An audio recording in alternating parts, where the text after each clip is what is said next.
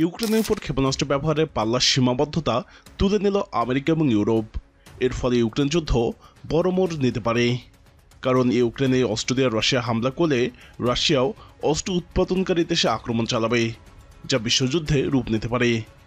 জার্মানির সদ্য নির্বাচিত চ্যান্সেলর ফ্রেডরিক মের্টস ঘোষণা করেছেন, ইউক্রেনকে সর্বকার অস্ত্র ব্যবহারে পশ্চিমা মিত্ররা তার পাল্লার সীমাবদ্ধতা বজায় রাখছে না। এতে ইউক্রেন এখন রাশিয়ার অভ্যন্তরেও সামরিক অবস্থানে হামলা চালাতে পারবে। বার্লিনে একটি রাজনৈতিক অনুষ্ঠানে মের্টস বলেন, ব্রিটেন, ফ্রান্স, জার্মানি এবং আমেরিকা এই 4 দেশের সর্বাকৃত অস্ত্রের ব্যবহারে আর কোনো দূরত্ব সংক্রান্ত সীমাবদ্ধতা থাকছে না।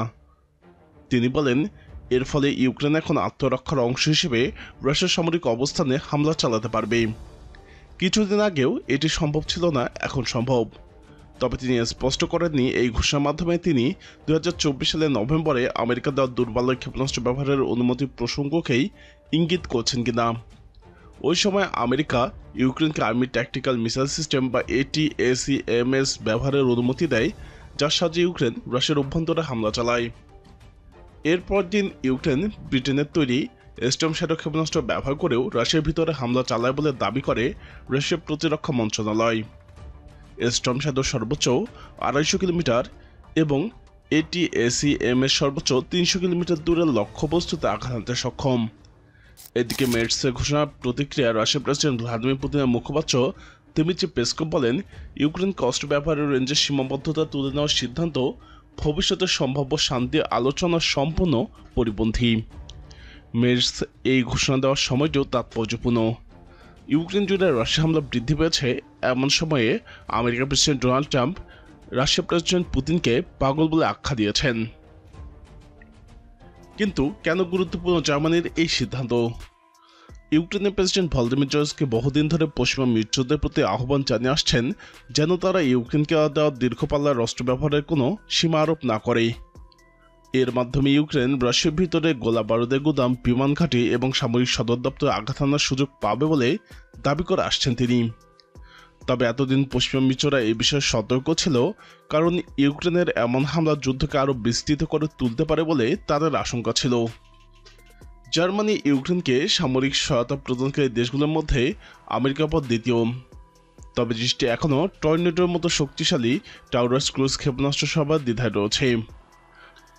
এই ক্ষেপণাস্ত্র 500 কিলোমিটার দূরে পর্যন্ত আঘাত হানতে পারে এবং ভূগর্ভস্থ বা শক্তিশালী প্রতিরক্ষায় আচ্ছাদিত লক্ষ্যেও আঘাত হানার উপযোগী।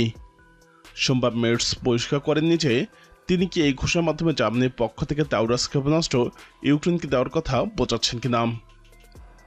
যুদ্ধ পরিস্থিতিতে কী প্রভাব ফেলবে সে প্রসঙ্গে আসি। চ্যাথাম হাউসের রাশিয়া এবং ইউরেশিয়া প্রোগ্রামের সহযোগী ফেলো টিমোথি অ্যাশ বলেন, মের্টসের এই ঘোষণাটি রাশিয়ার ধীর পদক্ষেপের প্রতি এক প্রকার প্রতিক্রিয়া।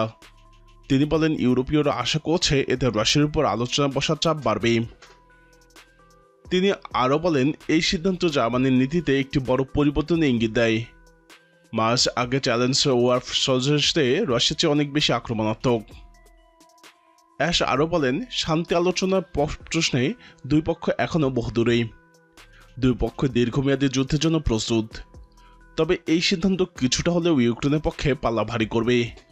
ইউক্রেন যুদ্ধ যখন আরও তীব্র হচ্ছে, ঠিক তখনই প্রকাশ্যে মুখোমুখি হলো আমেরিকা এবং রাশিয়াও। আমেরিকার প্রেসিডেন্ট ডোনাল্ড ট্রাম্প রাশিয়ার প্রেসিডেন্ট ভ্লাদিমির পুতিনকে সতর্ক করে বলেছেন তিনি আগুন নিয়ে খেলছেন। ট্রাম্প এমন সময় এই মন্তব্য করেছেন যখন ইউক্রেনের সীমান্তবর্তী অঞ্চলে নতুন করে 50,000 সেনা মোতায়েন করছে রাশিয়া। পশ্চিমা দেশগুলোর নেতারা যখন যুদ্ধবিরতির সম্ভাবনা নিয়ে বিবাদে লিপ্ত, তার মধ্যেই ইউরোপের দ্বিতীয় বিশ্বযুদ্ধ পরবর্তী সবচেয়ে প্রাণঘাতী সংঘাতের পরিস্থিতি ক্রমে আরও উত্তপ্ত হয়ে উঠেছে। দুই পক্ষই ড্রোন হামলার পরিমাণ বাড়িয়েছে এবং রাশিয়ান সেনারা রণাঙ্গনে বিভিন্ন গুরুত্বপূর্ণ স্থানে অগ্রসর হচ্ছে। এ নিয়ে ট্রাম্প সামাজিক যোগাযোগ মাধ্যম ট্রুথ সোশ্যাল পোস্টে বলেন, ভ্লাদিমির পুতিন বুঝতে পারছেন না যে আমি না থাকলে রাশিয়ার সঙ্গে ইতিমধ্যে অনেক খুব খারাপ কিছু ঘটে যেত। তিনি এখন আগুন নিয়ে খেলছেন। এই প্রতিক্রিয়া রাশিয়ার প্রেসিডেন্টের পররাষ্ট্রনীতি বিষয়ক উপদেষ্টা ইউরি উশাকভ রাষ্ট্রীয় টেলিভিশনকে বলেন, ট্রাম্প সম্ভবত ইউক্রেন রাশিয়ার সংঘাতে বাস্তব পরিস্থিতি সম্পর্কে যথেষ্ট অবগত নন। এদিকে ক্রেমলিনের মুখপাত্র দিমিত্রি পেসকভ বলেন, ট্রাম্প প্রশাসন শান্তি প্রতিষ্ঠায় গুরুত্বপূর্ণ চেষ্টা করছেন এবং রাশিয়া প্রেসিডেন্ট ট্রাম্পের মধ্যস্থতামূলক ভূমিকার জন্য কৃতজ্ঞ। তিনি আরও বলেন, আমেরিকার মতো রাশিয়ারও নিজস্ব জাতীয় স্বার্থ রয়েছে, আমাদের জন্য সেটাই অগ্রাধিকার এবং প্রেসিডেন্ট পুতিনের জন্য দায়ী। গত 29 মে 2 ঘন্টার বেশি সময় ধরে ট্রাম্পের সঙ্গে আলোচনা পর পুতিন জানান তিনি শান্তি চুক্তির রূপরেখা ঠিক করতে ইউক্রেনের সঙ্গে একটি সমঝোতায় পৌঁছেছেন এবং সেখানে যুদ্ধবিরতির সময়সীমাও অন্তর্ভুক্ত থাকবে। ক্রেমলিন জানিয়েছে ইউক্রেনের সঙ্গে পরবর্তী রাউন্ডে আলোচনা প্রস্তুতি নিচ্ছে রাশিয়া এবং আমেরিকার সঙ্গেও যোগাযোগ অব্যাহত থাকবে। তবে যুদ্ধের উত্তাপ বাড়ছেই। যখন ট্রাম্প এবং ক্রেমলিন পাল্টাপাল্টি মন্তব্য করা হচ্ছে, ঠিক তখনই যুদ্ধের ময়দানে উত্তেজনা তুঙ্গে। রাশিয়া দাবি করছে এক রাতে ইউক্রেনের 13টি অঞ্চলে 296টি ড্রোন ভূপাতিত করেছে তারা। অন্যদিকে ইউক্রেন জানিয়েছে রাশিয়া 88টি ড্রোন এবং 5টি ব্যালিস্টিক ক্ষেপণাস্ত্র দিয়ে হামলা চালিয়েছে। রাশিয়ান সেনারা পশ্চিমে কুর্স্ক অঞ্চল থেকে ইউক্রেনীয় বাহিনীকে হটিয়ে দেওয়ার পর এখন সীমান্ত পার হয়ে উত্তর পূর্ব ইউক্রেনের সুমি অঞ্চলে ঢুকে পড়ছে। সেখানকার বেশ কয়েকটি গ্রামও দখল করছে তারা। ইউক্রেন প্রেসিডেন্ট ভলোদিমির জেলেনস্কি জানিয়েছেন সুমি সীমান্তে রাশিয়া 50,000 সেনা জড়ো করছে। এই অবস্থায় কিয়েভ সম্ভাব্য একটি বড় আক্রমণ ঠেকাতে প্রস্তুতি নিয়েছে বলেও তিনি দাবি করেন। পুতিন বহুবার বলেছেন তিনি ইউক্রেনের সীমান্তে একটি বাফার জোন চান।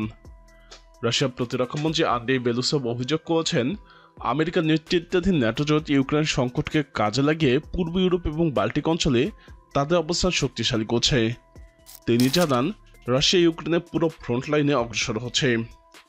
পুতিন 2022 সালের ফেব্রুয়ারিতে ইউক্রেনের সেনা পাঠানোর নির্দেশ দেন, যার আগে পূর্ব ইউক্রেনের রাশিয়ানপন্থী বিদ্রোহী এবং ইউক্রেনীয় বাহিনীর মধ্যে 8 বছর ধরে সংঘর্ষ চলছিল। বর্তমানে রাশিয়া ইউক্রেনের প্রায় 1/5 অঞ্চল নিয়ন্ত্রণে রেখেছে।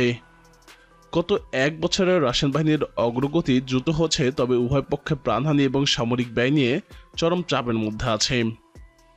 রাশিয়ার জাতীয় নিরাপত্তা পরিষদের শীর্ষ কর্মকর্তা এবং সাবেক প্রেসিডেন্ট দিমিত্রি মেদভেদেভ বলেছেন ট্রাম্পের বরং তৃতীয় বিশ্বযুদ্ধ নিয়ে চিন্তা করা উচিত। তবে ট্রাম্পের পক্ষ থেকে কেতকে গেলে এই মন্তব্যকে দায়িত্ব কাণ্ডজ্ঞানহীন বলে অভিহিত করেন। তিনি সামাজিক মাধ্যম এক্সে বলেন, তৃতীয় বিশ্বযুদ্ধে ভয় দেখানো দুঃখজনক, দায়িত্বহীন এবং দায়িত্বশীল বিশ্বশক্তির পক্ষে অনুপযুক্ত আচরণ। প্রিয় দর্শক, রাশিয়ার অভ্যন্তরে হামলা চালানোর জন্য ইউক্রেনকে অনুমতি দেওয়ার বিষয়টি ইউক্রেন যুদ্ধের উপর কী প্রভাব ফেলবে? আপনার মতামত কমেন্টে জানান। রাশিয়া ইউক্রেন যুদ্ধ নিয়ে আরও জানতে আমাদের চ্যানেলটি ভিডিও ট্যাব থেকে ঘুরে আসুন।